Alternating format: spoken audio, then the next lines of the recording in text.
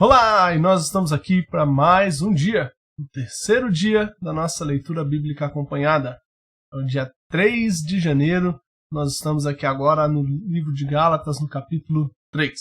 Bom, aqui no nosso PDF que você vai receber no Telegram, caso você não esteja no nosso Telegram, queira receber o nosso material em PDF, é só você clicar no link aí embaixo, tá bom? E se inscrever no nosso Telegram. Se inscrever assim, é só entrar no canal, na verdade, ali do Telegram, e você vai sempre receber as nossas mensagens, nossas notificações, nossos materiais aí gratuitamente, tá bom? Então vamos lá. Gálatas, capítulo 3.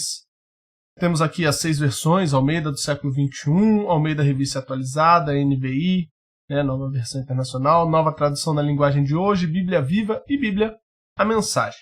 Bom, eu vou fazer as observações aqui na Almeida Revista e Atualizada, ok? Vou abrir ela aqui. E eu tenho aqui algumas anotações que eu fiz, algumas marcações, na verdade, e quero conversar com vocês sobre essa leitura. Bom, antes de qualquer coisa, se você, ao ler o texto, sem assistir o vídeo, já identificou qual o tema do texto, coloca aí embaixo nos comentários, para a gente saber aí como é que foi a sua percepção. Isso mesmo antes, se estiver errado não tem problema, não tem problemas. Esse é o exercício, é a gente fazer sozinho e depois a gente, uau, olha só, eu cheguei perto, ou eu acertei, ou não, eu errei, eu não observei tal coisa e tal outra coisa. É um exercício, ok? Vamos lá, então. Como é que eu fiz essas marcações aqui pra gente? O grande tema do texto, eu vou começar por aqui, vai. O grande tema não só do capítulo 3, mas de todo o livro de Gálatas, você já percebeu desde os 2 primeiros capítulos, que é a contraposição ou o confronto entre a questão da salvação pelas obras da lei e a salvação pela fé. Deixa eu já colocar aqui. Esse é o grande, vamos colocar aqui, é o grande tema do livro, O confronto entre os conceitos, Confronto entre os conceitos da salvação pelas obras da lei e a salvação pela fé em Cristo Jesus. Ok. Então esse é o grande tema do livro, ok? E sem dúvida alguma, esse aqui que é o capítulo central do livro, ele traz esse tema bem descrito aqui nesse versículo que eu destaquei. É evidente, versículo 11 aqui, é evidente que pela lei ninguém é justificado diante de Deus, porque o justo viverá pela fé. Sempre, sempre, sempre que você ver esta palavra justificado, justificação, justo, principalmente na boca de Paulo, nas cartas de Paulo, não só nas cartas de Paulo, mas em grande parte aí do texto bíblico, a grande maioria das vezes que aparece este termo justificado, isso está se referindo ao relacionamento do homem com Deus, ok? A justificação é aquilo que starta, ou que não seria starta, Porque o homem talvez tenha um péssimo relacionamento com Deus e Deus está em ira com ele quando ele está em pecado, Então existe um relacionamento, por pior que seja o relacionamento, mas a justificação é o que transforma, é o que transforma o relacionamento do homem com Deus. Então, quando fala de justificado, você pode entender como salvo, como uma pessoa que mudou de uma posição de condenado por causa dos seus pecados e agora perdoado e que tem um relacionamento com Deus agora por meio de Cristo Jesus, ok? É isso que significa a palavra justificado. Fala do relacionamento do homem com Deus, do homem, deixa eu colocar aqui entre parênteses, agora perdoado, ok? Perdoado, salvo, liberto, redimido, enfim, e por aí vão as características, ok? Bom, então, veja lá nesse versículo. E é evidente que, pela lei, ninguém é justificado diante de Deus, ou seja, pela lei, ninguém é salvo diante de Deus. Pela lei, ninguém é perdoado diante de Deus. Pela lei, ninguém é redimido diante de Deus. E aí ele fala, porque o justo, ou seja, aquele que recebe a justiça, aquele que é justificado, o justo, viverá pela fé. Ou seja, será salvo. O justo terá vida pela fé. Esse é o grande confronto aqui do texto. Eu sugiro que, se você ainda não percebeu isso aqui no texto, ok? E agora vamos colocar aqui o tema desse texto, tema do capítulo, justificação pela fé somente. Ok? Se você ainda não tinha percebido, eu sugiro agora que, depois desta nossa conversa aqui, até esse momento, que você releia o capítulo e comece a procurar o seguinte. Olha, as marcações que eu fiz, eu coloquei em azul, aqui, eu coloquei em azul aquilo que se refere à lei. E eu coloquei em verde aquilo que se refere à fé. Ok? Então veja só, lei e fé aparecendo aqui. Olha só, o confronto entre os dois. Azul, verde, verde, verde, verde. Olha lá, azul, azul, verde, mais verde, azul, azul, verde. E por aí vai, é assim que está o texto inteiro, fazendo este confronto entre os conceitos da salvação pelas obras da lei e salvação pela fé em Cristo Jesus. O texto inteiro, o livro inteiro está fazendo isso e, claro, nesse capítulo aqui, ele traz para nós, evidentemente, que a salvação, a justificação é pela fé somente em Cristo Jesus. Ok? Bom, muito bem. Agora, eu quero trazer um a mais aqui para você, agora que a gente já está na metade do livro, que é uma questão do contexto. A carta aos Gálatas, provavelmente, vamos colocar aqui, contexto histórico. Provavelmente, ela foi a primeira carta de Paulo escrita. Ela foi escrita, não vou dizer no começo da igreja primitiva, mas a igreja já tinha um certo desenvolvimento, ok? Só que, pensa comigo, Jesus, ele judeu, todos os apóstolos judeus também, ou seja, o cristianismo ele nasce de dentro do judaísmo, né? Deus ele separou o povo de Israel, escolheu Abraão, como diz aqui o texto, fala da aliança, olha só, aliança com Abraão, Abraão, isso aí, beleza. Aliança com Abraão, tá lá a partir de Gênesis 12, a partir de, tá? Tem vários pontos ali de aliança com Abraão. Depois Deus faz a aliança da lei, que é ali com Moisés, ok? Tá ali a partir de Gênesis 19, Êxodo 19, ok? A partir de, vou até colocar aqui, tá bom? A partir de, aqui a mesma coisa, a partir de Gênesis 12. Muito bem, então Deus faz essas duas alianças, e ele diz aqui no meio do texto, ali por volta do versículo 15 em diante, ele vai falar, olha, a aliança da lei, ela não atrapalha a aliança que Deus fez com Abraão. Ela não substitui a aliança que Deus fez com Abraão. E isso é uma explicação muito importante para a gente.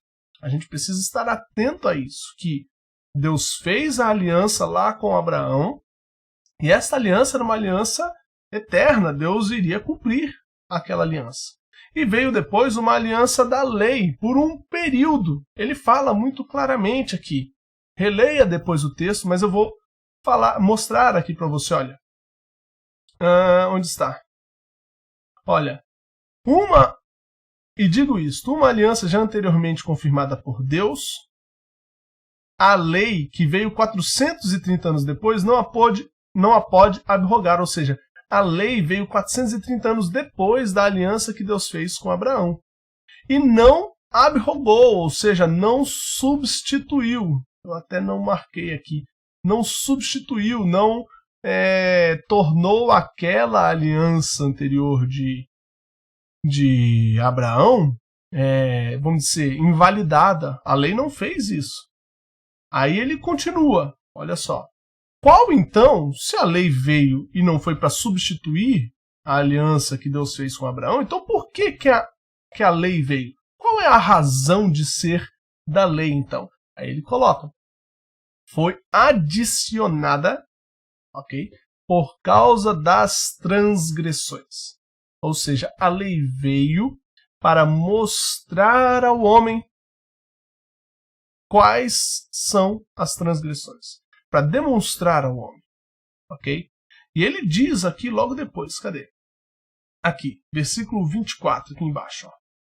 De maneira que a lei nos serviu de aio. Eu até grifei essa palavra aqui, né? Que é uma palavra que a gente não está acostumado, né?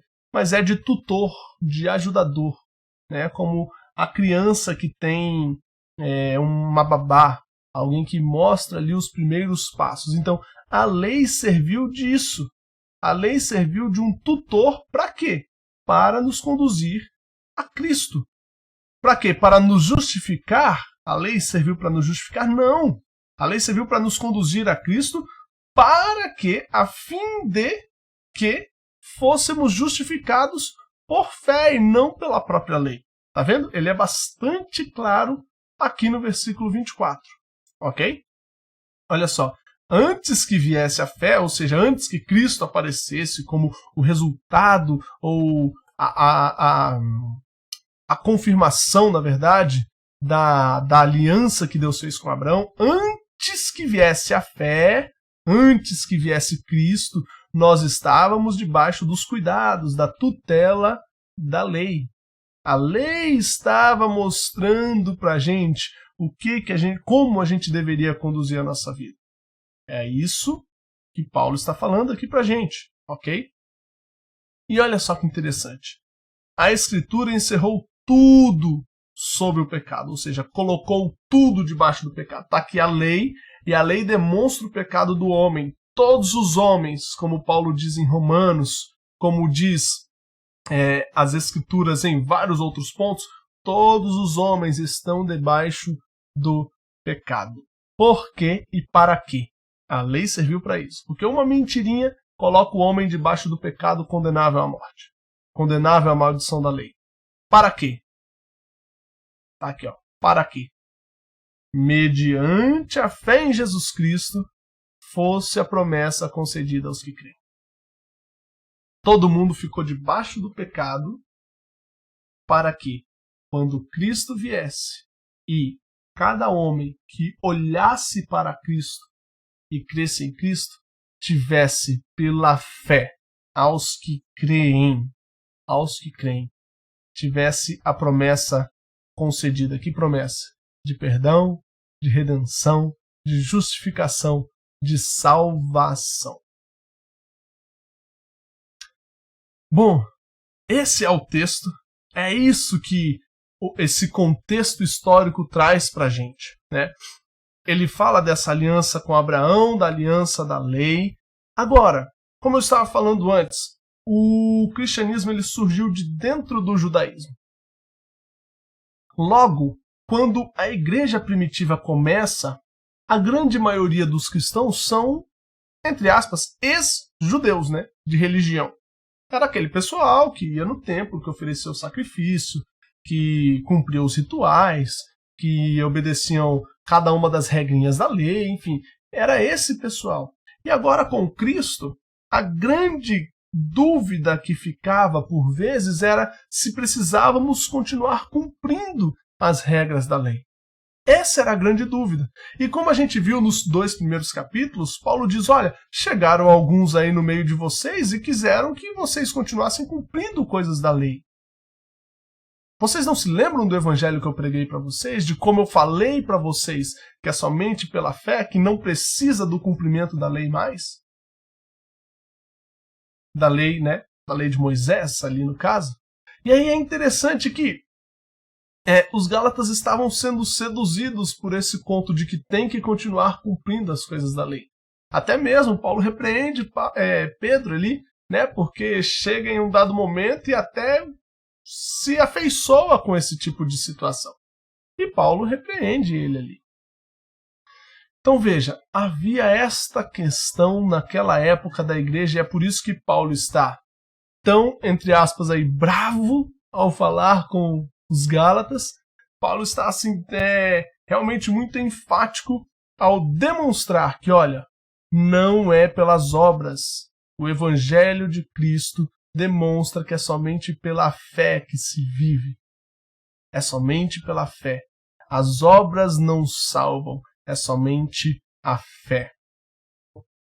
Tem algumas pessoas que vão pensar assim, então não preciso viver de obras. Aguarda os próximos capítulos para você ver só se você não precisa realmente praticar boas obras. Aguarde os próximos capítulos. Aguarde também o livro de Efésios, que será o próximo livro que nós vamos ler. Porque tem pessoas que pensam que porque a gente não está debaixo mais da lei, e realmente a gente não está, a pessoa acha que pode viver de qualquer forma. Só que não é bem assim. E nós vamos ver isso nos próximos capítulos, tá bom? Meus irmãos, minhas irmãs, caso você queira, faça a divisão do texto. Tente aí, faça esse exercício. Divida o texto aí da forma como você acha, como você percebe. Se você quiser, me mande um comentário, me mande uma mensagem, coloca aqui nos comentários do vídeo, que eu vou fazer questão de responder cada um dos comentários. Caso você tenha algum testemunho da sua leitura, caso você tenha alguma aplicação que você percebeu e que você fala, puxa, essa aplicação aqui é demais, eu preciso falar dessa aplicação. Olha, manda para mim, eu vou fazer questão de replicar também a sua aplicação. E, claro, eu não vou deixar de fazer aqui uma aplicação do texto bíblico. E a aplicação que eu quero dar ênfase aqui, não é que só tem essa aplicação, tá bom? Mas a aplicação que eu quero dar ênfase aqui é justamente a questão de que a lei nos serviu de tutor para nos conduzir a Cristo. Eu não vou falar de forma alguma que você deve seguir a lei, de forma alguma. Mas que você deve sim aprender através da lei, a essência da lei, aprender a essência. Opa, essência, saiu errado aqui. Essência da lei. Aprender a essência, não são as regras da lei, ok? Aprender a essência da lei para entender ainda mais a santidade de Deus e como Ele deseja um povo santo. Nós devemos aprender a essência da lei para a gente entender como Deus é santo e como Deus deseja um povo que seja santo. Deus te abençoe e até amanhã no capítulo 4 aqui do livro de Gálatas.